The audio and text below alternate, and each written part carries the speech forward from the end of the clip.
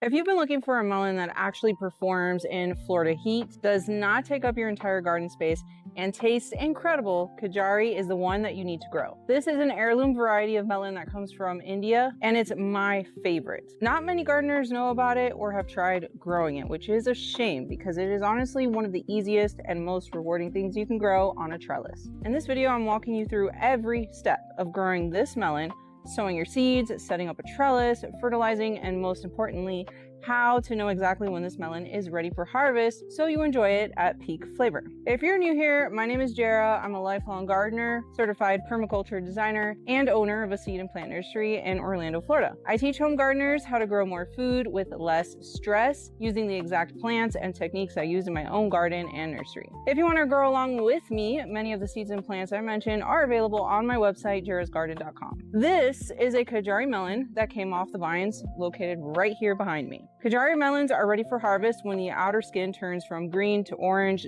just like this one. If you have ever grown melons or even watermelons before, you know it's very hard to tell if it's ripe enough and ready for harvest. Kajari is obvious. When it's orange, it's perfectly ripe. Anyways, Kajari melons are an ancient Indian heirloom from the Rajasthan region, one of the hottest, driest parts of the country. They are in the Cucumis mellow family, which puts them in the same botanical group as other melons like cantaloupe, but they are in a completely different class when it comes to flavor and appearance. The fruit is on the smaller side, typically about the size of a baseball or a softball. This one here is probably one of the biggest ones I have ever harvested, but typically they are a little smaller than this one. The skin has a gorgeous pattern of deep forest green and orange stripes that deepens and changes as the melon ripens. As it approaches peak ripeness, the green stripes start transitioning to a deep orange, and basically the whole melon turns mostly orange. The inside flesh is light green like a honeydew melon, although I'm actually not 100% certain if this is classified as a honeydew melon. Just because a melon has a green interior flesh does not mean it's a honeydew.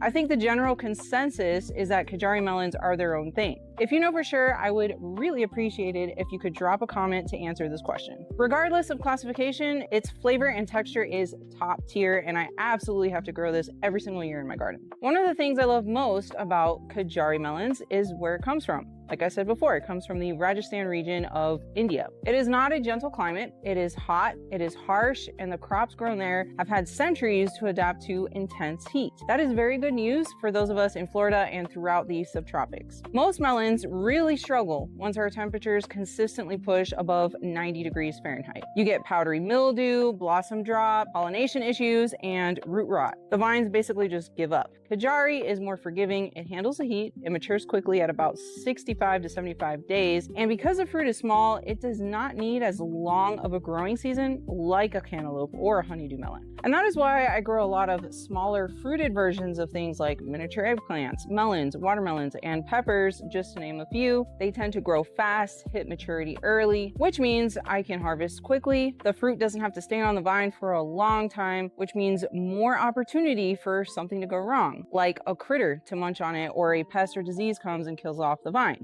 Your chances of harvesting something is much greater. With that said, timing is still super critical if you want to get a good harvest. Yes, Kajari melons are super heat tolerant, but their preferred temperature range is somewhere between 70 to 90 degrees Fahrenheit. This is their ideal range where they will really thrive. Because of that, springtime is the best time to start growing them so you harvest the majority of your crop before the extreme heat of summer arrives. In my opinion, the easiest way to grow Kajari melons is to just direct sow the seeds. They germinate easily and will take off much faster than if started in pots indoors. First, build your trellis. This is a vining crop and I always grow it vertically because it picks the vines off the ground so they get less pests and diseases. You can grow them on the ground, but you will have more issues. I made my trellis out of 2 T-posts, an electrical conduit pipe, some zip ties, and a heavy-duty green mesh that I get from Amazon. I have a whole tutorial on how I assemble this kind of a trellis, which I will link in the description below. I then dig a trench under the trellis about 1 inch deep. Sprinkle in some seeds, cover with about ½ inch of soil, and water them in.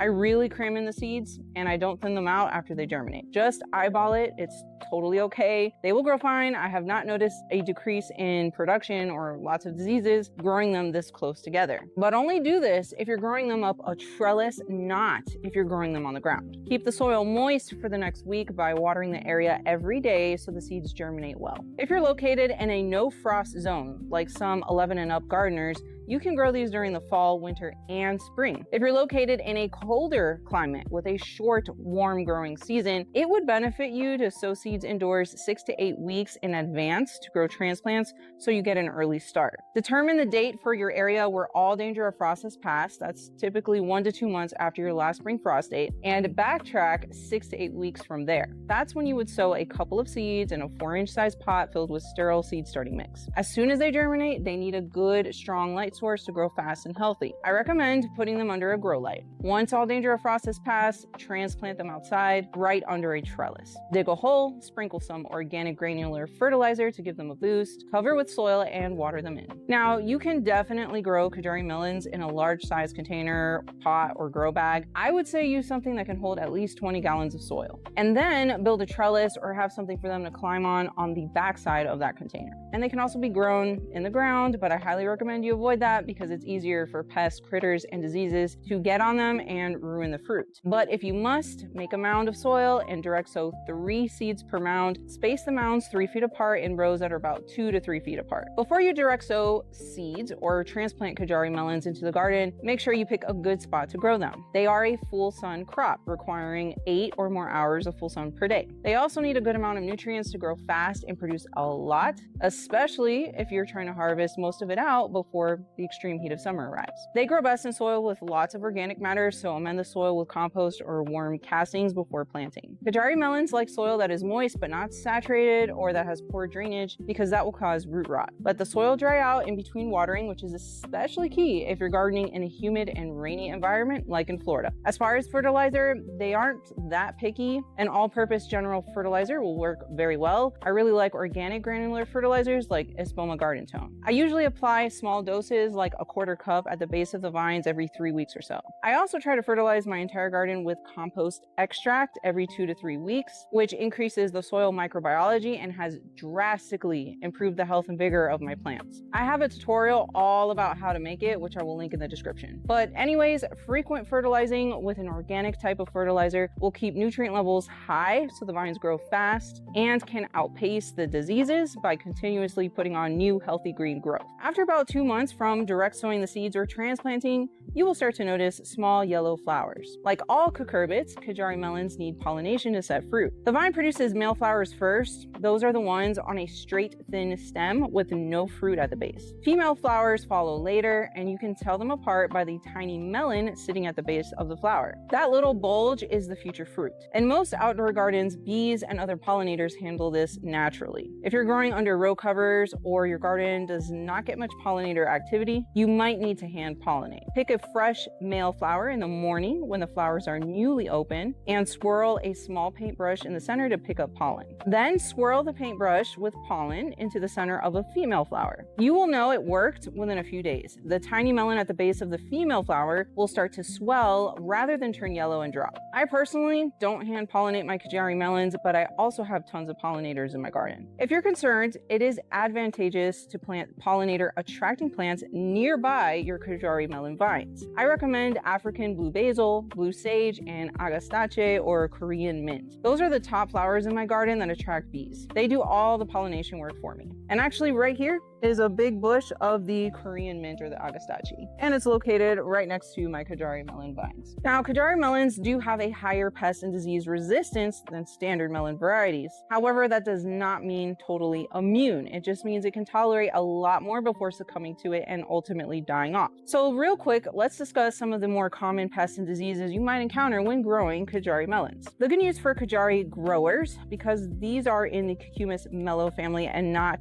a Cucurbita, they are not targeted by squash vine borers. That eliminates one of the most frustrating pests. The most common pest issue I see on my melon vines is the pickleworm. They are green and have white stripes down their back. They are nocturnal, so you might not see them during the day, but if you notice chewed up leaves and find little black or orange balls falls on the leaves and vines, that's their frass or poop, which is a sure sign that pickle worms are present. I would spray with Bacillus thuringiensis or BT. Aphids can also be a problem, especially in the springtime. Check the undersides of your leaves regularly and knock small infestations off with a blast of water from your garden hose. For more severe aphid infestations, spray with an organic insecticidal soap. For disease, powdery mildew is by far the biggest concern. You will notice it has a white powdery coating on the leaves, usually starting on the older, lower leaves first. Maintain good airflow by not overcrowding your plants. Growing them up on a trellis really helps with all of this. Avoid wetting the foliage by watering at the base of the vines. If you notice powdery mildew, spray with 1 cup of 3% hydrogen peroxide per gallon of water to clean and disinfect. Also remove the leaves that are badly diseased to reduce the spread. Catching it early makes a significant difference. Once mildew has a grip on a vine, it's much harder to manage. All right, hopefully by following all of my tips, you arrive at the harvest point. Kajari melons are ready for harvest when the wider dark green stripes turn orange. There usually is some light green stripes that are thinner in between the orange ones. It should easily slip off the vine when you tug on it. They will also just drop or slip off the vine when ripe. I recommend not growing it on something that is super tall, so if it falls down, it doesn't split open. This one fell on its own, but luckily didn't break. You can make a small hammock out of old pantyhose, a mesh bag, or strips of fabric and tie it to the trellis to protect them from falling if you want. I personally don't because that's more work for me, and the majority of them are just fine anyways.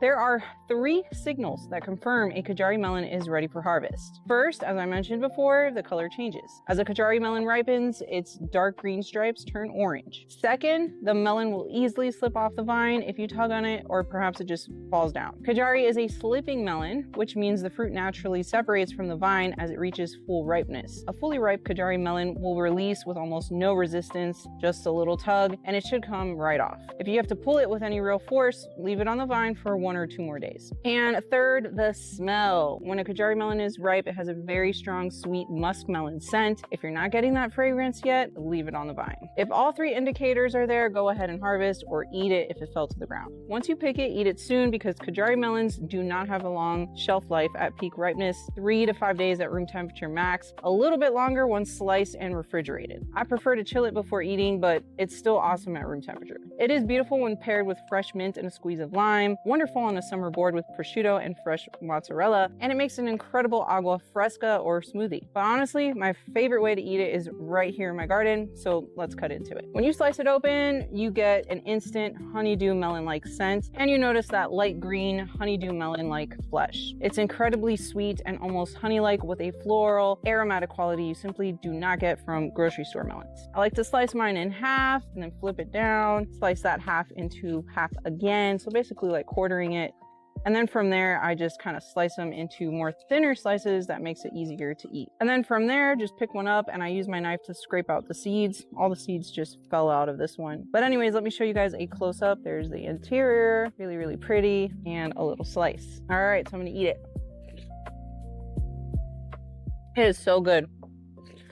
And I like honeydew melons. This reminds me of the best honeydew melon you will ever eat in your life. But the ones you buy at the grocery store, they're always harvested way too early before they mature and get like at full peak ripeness. So you're missing out on a lot of flavor and sweetness there. These Kajari melons are perfectly ripe. They have a very strong, sweet flavor, not bland at all like a honeydew melon from the grocery store. And the texture is perfect. It's not hard and it's not mushy either. Literally, this is so refreshing after a hard day's work in the garden. I grew Kajari melons for the first time many years ago. And after I tasted it for the first time, I knew it was something that I have to grow every single spring season in my garden. If there is one melon I want every Florida and subtropical gardener to grow at least once, it is this one, the Kajari melon. It's heat tolerant, fast maturing, beautiful, and when you get a ripe one out of your own garden, it will genuinely blow you away. Seeds are available on my website, jerrasgarden.com, and I will link them in the description below. If you grow them this season, I want to hear about it. Leave a comment below. And if this video was helpful, please consider giving me a big thumbs up and subscribe so you don't miss any of my gardening tutorials. Happy gardening, everyone, and I'll see you in the next video.